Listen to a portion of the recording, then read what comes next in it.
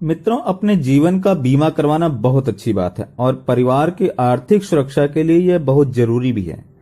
इस बात को सभी जानते हैं और समझते भी हैं, लेकिन यह एक लंबे समय तक चलने वाला अनुबंध होता है, इसलिए कई लोग इससे कतराते भी हैं। एक अभिकर्ता के जीवन में कई बार ऐसा समय आता है जब ग्राहक खुद सामने से बुलाकर या फोन करके बीमे के लिए आग्रह करता है और कहता है कि मेरा बीमा आकर कर दीजिए। यहाँ ध्यान देने वाली यह बात भी है कि यह घटना केवल उन लोगों के साथ ही घटती है जो अपने ग्राहक मित्रों के साथ LIC की अच्छी सर्विस उन्हें देते हैं। ऐसे में एक अभिकर्ता कई बार आलस्य भी कर जाता है और ग्राहक को कल या बाद में मिलने के लिए बोलता है। मित्रों, हमारे ऐसा करने से जो अभी 10 मिनट पहले जो पॉलिसी सेल होने की 100% चांस थे, वह हमने अपनी गलती से 50-50 कर लिया है। अब कल या बाद में 50% चांस है कि वह पॉलिसी सेल होगी, उसकी सेल क्लोज होगी या नहीं होगी, क्योंकि मैंने 90% ऐसे केसों में पाया है कि जब ग्राहक का मूड अभी बीमा करवाने का होता है, तो यदि हम ढीले पड़ जाते हैं या फिर किसी कारण ग्राहक ही कुछ समय के लिए टाल देता है, तो बाद में ग्राहक के साथ परिस्थितियां कुछ ऐसी बदलती हैं कि समय के साथ धीरे धीरे सेल क्लोज होने के चांस कम हो जाते हैं और सेल सदा के लिए टल जाती है। इसलिए ग्राहक के बीमा करवाने के लिए राजी होने पर हमें अपनी तरफ से प्रयास करके यथाशीघ्र अपनी सेल क्लोज कर लेनी चाहिए और फिर अपनी अगली सेल क्लोजिंग की तलाश में निकल जाना चाहिए।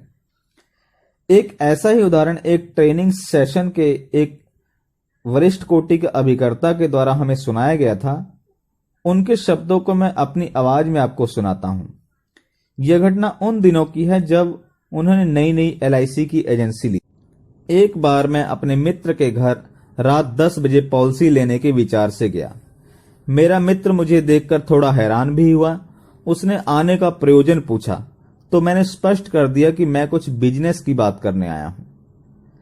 उसने मेरी आवभगत की। मैंने उसके और उसके भाई के साथ बैठकर खाना भी खाया। करीब 10:45 तक मैंने उन दोनों भाइयों को पॉलिसी समझाई। वे तैयार हो गए। बड़े भाई ने दोनों के लिए 1-1 लाख की पॉलिसी लेने की बात कही। मैं खुश हो गया। मैंने दस्तखत के लिए फॉर्म निकाला, उनकी तरफ बढ़ाया। जैसे ही बड़ा भाई दस्तखत करने लगा कि तभी छोटे भाई ने एकाएक कहा कि भैया, आज दस्तखत नहीं करना, आपको याद नहीं? आज के दिन तो पिताजी की मृत्यु हुई थी। वह दस्तखत करने से पहले ही रुक गया। उसने भी कहा, सॉरी सर, आज हम आपको पॉलिसी नहीं दे सकते। आज के दिन हमारे पिताजी की मृत्यु हुई थी, इस कारण हम आज दस्तखत नहीं करेंगे। यह एक अच्छा काम है, इसलिए आज हम इसे नहीं करेंगे। मैंने उन्हें समझाने की बहुत कोशिश की, लेकिन वे दोनों भाई बिल्कुल मानने को तैयार नहीं हुए। अंततः हार कर मैंने कहा, अच्छा अब तो 1 घंटे की ही बात है, 12 बजने के बाद तो दिन और तारीख दोनों बदल जाएंगे, तब कर देना साइन। मैं यहीं 1 घंटा इंतजार कर लेता हूं, उसमें क्या है। वे दोनों हंस पड़े। नहीं सर जी, हम अंग्रेज थोड़ी हैं, हमारा दिन तो सुबह ब्रह्म मुहूर्त यानी 4 बजे के बाद ही शुरू होता है। मैंने कहा ठीक है, मैं कल सवेरे आ जाता हूं। तो उन्होंने जवाब दिया कि कल सवेरे 5 बजे वाली गाड़ी से हम लुधियाना जा रहे हैं और वहां से हमें लौटकर आने दीजिए, तब करवा लेंगे। मैं समझ गया कि आज वे किसी भी तरह तैयार नहीं होंगे। मैंने कहा ठीक है, कोई बात नहीं, जैसी आपकी मर्जी, जब आप कहेंगे तब मैं आपका बीमा कर दूंगा, कोई बात नहीं, तभी आऊंगा, लेकिन कृपया आते ही वापस हमें आप सूचित कीजिएगा जरूर। कुछ देर बैठने के बाद मैं चलने के लिए खड़ा हुआ। चलते चलते मैंने कहा, मैं कल सवेरे आपको स्टेशन छोड़ने के लिए आ जाऊं क्या? आप लोग घर से कितने बजे निकलेंगे? अरे नहीं सर, आप क्यों इतना कष्ट करेंगे? उन्होंने हमें आने से मना किया। नहीं, इसमें कष्ट की क्या बात, मैं सवेरे आ जाऊंगा और साथ ही स्टेशन चलूंगा। मैंने अपनी बात को फिर से रखा। उनके छोटे भाई ने कहा, नहीं सर, आपके पास कोई गाड़ी तो है नहीं, आप तो स्वयं साइकिल से चलते हैं। अगर आपके पास कोई गाड़ी होती तब भी हम आपकी मदद ले लेते। मैंने कहा, सर गाड़ी नहीं है तो क्या हुआ, आपके साथ साथ छोटे छोटे बच्चे हैं, इतना सामान है, सवेरे का समय होगा, मैं आपके रिक्शे के साथ साथ साइकिल पे चलूंगा, सामान वगैरह गाड़ी में ठीक से रखा कर वापिस आ जाऊंगा। वे लोग हंसने लगे और उन्होंने कहा, ठीक है, अगर आपकी इतनी ही इच्छा है तो आप आ जाइएगा, और क्या। मैं खुश हो गया। करीब 12 बजे घर पहुंचा। 3 बजे उठना था, तभी समय पर पहुंच सकता था। इसी डर से मैं सो भी नहीं पा रहा था, कहीं नींद ही ना खुली तो मैं जा भी नहीं पाऊंगा। मैंने सारी रात आंखों ही आंखों में करवटें बदलते हुए गुजार दी। करीब 3 बजे बिस्तर भी छोड़ दिया और जल्दी ही तैयार होकर साइकिल निकाली और 4 बजे से पहले उनके घर के नीचे पहुंच गया। मैंने डोरबेल बजाई और ऊपर से छोटे भाई ने झांक कर मुझे देखते ही बोला, अरे आ गए? ठीक 4 बजे कहा था और 3 मिनट पहले आ गए आप। यह कहते ही वे नीचे उतरे और दरवाजा खोला, मुझे साथ लेकर ऊपर गए। सब लोग तैयार होकर चाय पी रहे थे। मुझे भी चाय का कप दिया गया। बड़े भाई ने हंसते हुए कहा, लाओ फॉर्म निकालो, जल्दी से दस्तखत करवा लो। मैं भी यह सुनकर हैरान हुआ और खुश भी हुआ। उन्होंने 2 चेक अपने पॉकेट से निकाले और मेरी तरफ बढ़ाए। ये लो चेक, दोनों चेक। हमने तुम्हारी घंटी के बजने के तुरंत पहले ही दोनों चेक काट कर रख दिए थे।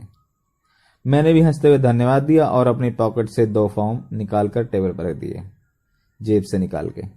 अब सभी ठाका मारकर हंसने लगे कि ये तो फॉर्म भी जेब में लेकर आए हुए हैं।